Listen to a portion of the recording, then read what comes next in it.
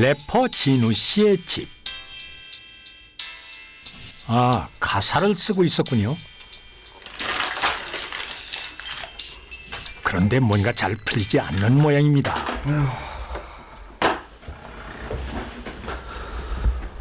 가사가 말이 안 쓰지는 진짜 미치겠네 진짜. 그때 아내 윤정 씨가 집으로 돌아왔습니다. 여보, 뭐해? 출발할 때 됐는데. 여보, 근데 계속 해봤자 안 되는데 그냥 래퍼 포기해볼까? 무슨 소리야? 이번에는 틀림없다니까. 여보, 내가 어렵게 잡은 약속이니까 빨리 가. 당장. 어째 진우 씨는 내키지 않는 듯한데요. 아내는 대체 무슨 약속을 잡은 걸까요? 여보. 그날 오후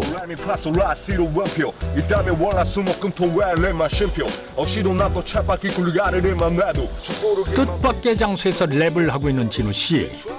그런데 이분은 또 누굽니까? 좀처럼 이해가 되지 않는 상황인데요. 돌아볼 시간 없어. 그만. 그거 아닙니다. 남들한테 인기를 얻으려면 도화살이 있어야 합니다. 그럼 이거 어떻게 해야 됩니까? 도화살은 자고로 섹시함 속에서 빛을 발하는 거죠. 섹시한 모습이요? 섹시하게 해보세요. 동자신께서 영 흥이 안 나신답니다. 진우 씨, 지금 무속인에게 코칭을 받고 있는 겁니까? 참 어이가 없습니다. 이런 것까지 무속인의 도움을 받아야 하는 걸까요? 유명 래퍼를 꿈꾸는 남자와 어느 무속인의 기막힌 만남. 이들에겐 또 어떤 사연이 있는 걸까요?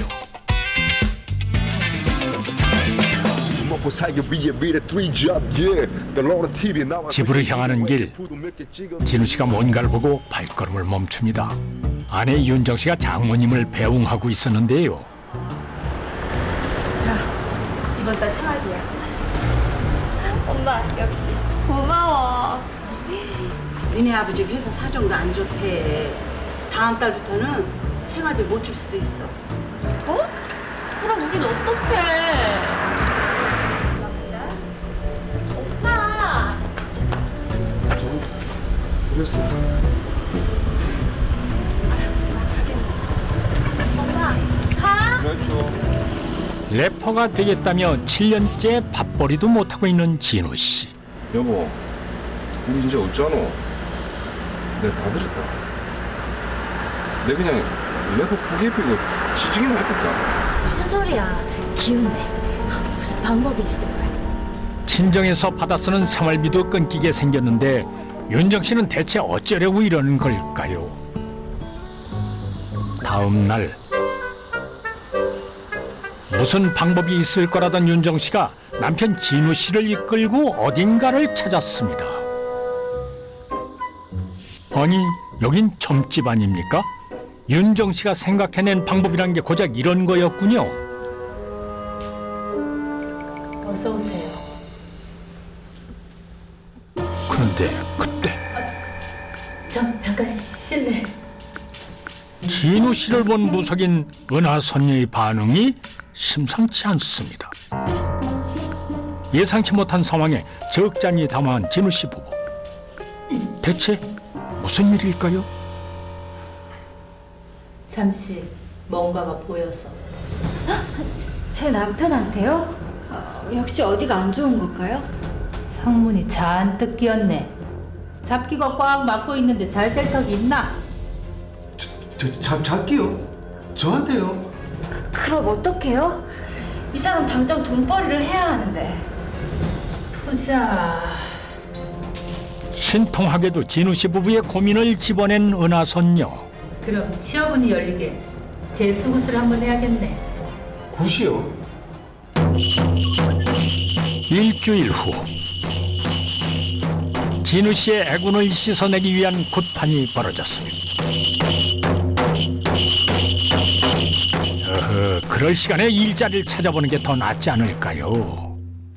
그런데 구슬 마친 은하 선녀가 뜻밖의 점괘를 내놓습니다. 애들 가르치는 일을 해. 예? 제가 누구를 가르쳐요? 랩도 선생이 있을 거 아니야?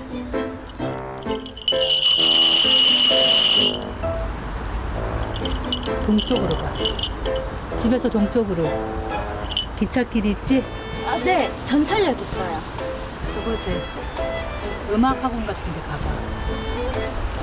고맙습니다. 가르치는 일을 하라니요.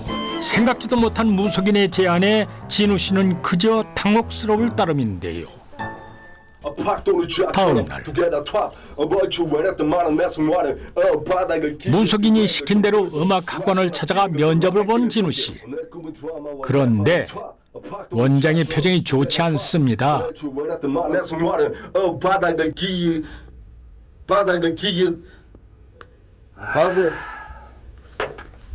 또 가사 까먹으신 거예요? 이렇게 제가 긴장을 하면 가사를 까먹는 버릇이 있어가지고. 됐습니다. 그만하세요. 이제 아직 클라이막스 부분 한 남았는데. 아이씨, 걔나 손아래를 봐야겠다고, 씨. 예? 아니에요. 근데 뭐 강사만 한 번도 안 해보신 거죠? 이게 한 번도 안 해봤는데 일단 제가 준비한 노래 마지막 한 번만 더 들려드리고 제가. 수고하셨습니다. 제가 생각해보고 연락 드릴게요. 조심히 가세요. 예, 알겠습니다. 안녕히 계세요. 아이고, 이를 어쩌면 좋습니까? 원장의 반응을 보아니 진우 씨 아무래도 강사로 채용되긴 힘들 듯합니다. 취직을 하려고 무속인을 찾아가 굿까지 했는데 괜히 일만 크게 벌인 것 같은데요. 그런데 누군가 진우 씨를 몰래 지켜보고 있습니다. 바로 은하선녀였는데요. 진우 씨가 학원을 빠져나가자마자 원장을 찾아간 은하선녀. 대체 무슨 일일까요? 채용할 수 있겠죠? 아니요. 도저히 안 되겠어요. 그리고 이 돈 도로 가져가세요. 없었던 일로 합시다. 어허, 왜 이러실까? 아니, 학원 망할 일 있어요? 그런 사람은 어떻게 강사로 써요? 가져가세요. 왜 이래? 매달 월급도 내가 대신 준다니까? 아무 일도 안 시켜도 되니까 채용만 해줘요. 아니, 대체 왜 이러세요? 아유, 안 된다니까요. 이유는 묻지 말고 한 번만 부탁함세. 응? 자신의 신통력을 증명하려는 걸까요? 그녀는 왜 진우 씨를 위해 돈까지 건네며 취업 청탁을 하는 걸까요? 며칠 후 윤정 씨가 은하선녀에게 식사를 대접하고 있습니다. 선녀님께서 말씀하신 대로 정말 저희 남편이 음악학원에 취직을 했지 뭐예요. 내 글이 될 거라 하지 않았는가? 이게 다 동자신께서 잘 돌봐주신 덕분이야. 정말 감사드립니다. 제가 평생 은인으로 모실게요. 앞으로도 저희 부부 잘 부탁드려요. 오호, 윤정 씨 은하선녀에게 푹 빠졌는데요. 은하선녀가 노린 게 이런 것 같은데 이거 왠지 불안합니다. 다음 날 수업을 하기 위해 강의실로 향하는 진우 씨. 그런데 강의실이 썰렁합니다. 오늘도 아무도 안 오나. 미치겠네 진짜. 불안한 마음에 은하선녀를 다시 찾아간 진우 씨 부부. 선생님, 저 이러다가 잘리면 어떡해요? 보통이 아니네. 당장 이혼부터 해. 같이 살다가 남편 조상 치르게 생겼어. 어떡해. 잘 살고 있는 부부에게 이혼을 하라니요. 은하선녀의 속셈은 대체 뭘까요? 결국 진우 씨 부부는 무속인의 점괘에 따라 이혼을 했고 각자 따로 살 집을 마련해 별거에 들어갔는데요. 오빠, 우리 몇 달만 참자. 그래, 내 걱정하지 말고 당신도 밥 잘 챙기고 그래라. 먹고 싶어서 어떡해. 왜 먹으라고? 그래도 내 죽는 거보다 안 낫나? 하여튼 조심히 가. 무속인의 말 한마디에 이렇게까지 해야 하는 것인지 도무지 이해가 가질 않습니다. 그런데 잠시 후 당신이가 어? 이사는 잘 하셨어요? 아, 예, 근데 선녀님 저기 뭐 어떻게 오셨어요? 집터에 잡기는 없는지 봐드리러 왔습니다. 부적도 좀 붙여줄까 해서요. 근데 지금 저 혼자 있는데 좀 전에 와이프 있을 때 그때 같이 오셨으면 좋았을 건데. 어허! 와이프라뇨? 진우 씨, 이혼했다는 사실 잊지 마세요. 그럼 실례 좀 하겠습니다. 예고 없이 진우 씨의 집을 찾아온 은하선녀. 무속인에게도 고객 관리가 필요한 걸까요? 그런데 어째 좀 수상한데요. 은하선녀의 이해할 수 없는 행동은 계속됐습니다. 저는 이곳에서 기도 좀 올리겠습니다. 진우 씨는 신경 쓰지 마시고 할 일 하세요. 예? 얼마나요? 기도를 올려야 한다며 집주인의 허락도 구하지 않고 방 한켠에 자리를 잡은 은하선녀. 갈수록 그녀의 행동이 수상합니다. 그로부터 석 달 후 윤정 씨의 집에 친정어머니가 찾아왔습니다. 뭘 이렇게 많이 가져왔어? 차서방은 또 없어? 아니, 네 생일인데 어디 간 거야? 아, 어디 가긴 돈 벌러 갔지. 오늘 좀 늦게 마친대. 별일이네. 차서방 얼굴 보기 힘드네. 언제 꼴 보기 싫다더니. 엄마가 미역국 끓여왔어. 금방 차려줄게. 보아하니 윤정 씨 친정어머니에게는 이혼 사실을 숨기고 있는 모양입니다. 그런데 어머니의 눈치를 살피며 조심스럽게 방으로 들어온 윤정 씨. 아, 진우 씨에게 전화를 하려는 거였군요. 연결이 되지 않아 비소리 후 소리샘 퀵보이스로 요즘 따라 왜 이렇게 전화를 안 받는 거야? 어라? 진우 씨와 연락이 끊긴 겁니까? 연결이 되지 않아 진짜 짜증나. 윤정 씨에겐 대체 무슨 일이 벌어지고 있는 걸까요? 다음 날 불안한 마음에 은하선녀를 찾아간 윤정 씨. 그런데 아니 이게 어떻게 된 일이죠? 진우 씨가 은하선녀와 함께 있습니다. 여보!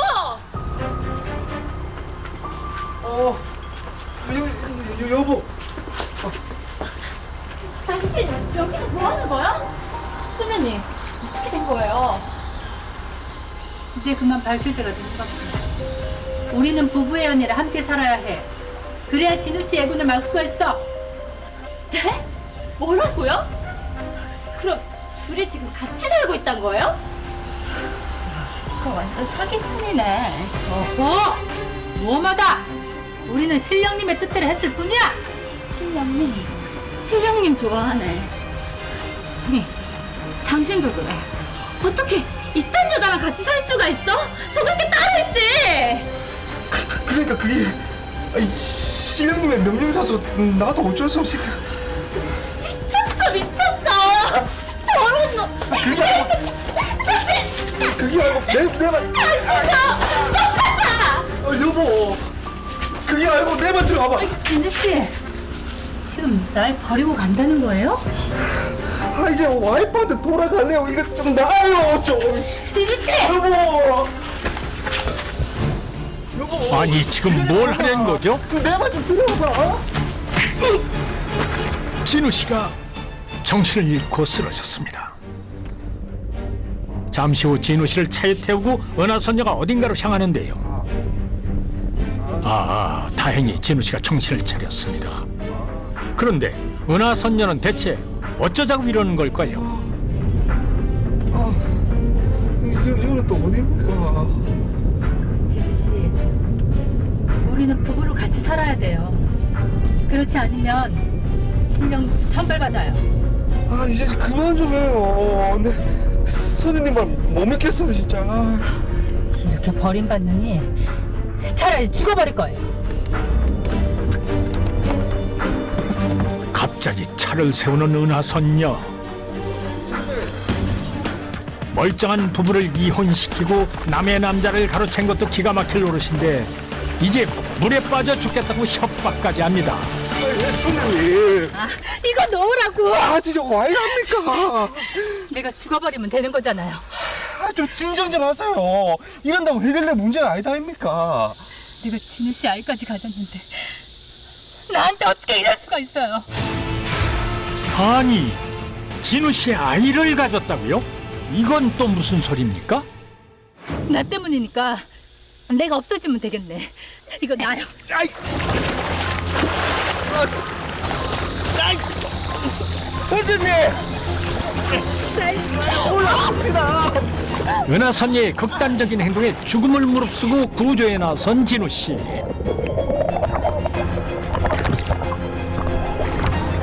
은하선녀는 대체 어떻게 진우 씨와 동거를 시작했고 그의 아이까지 갖게 된 걸까요?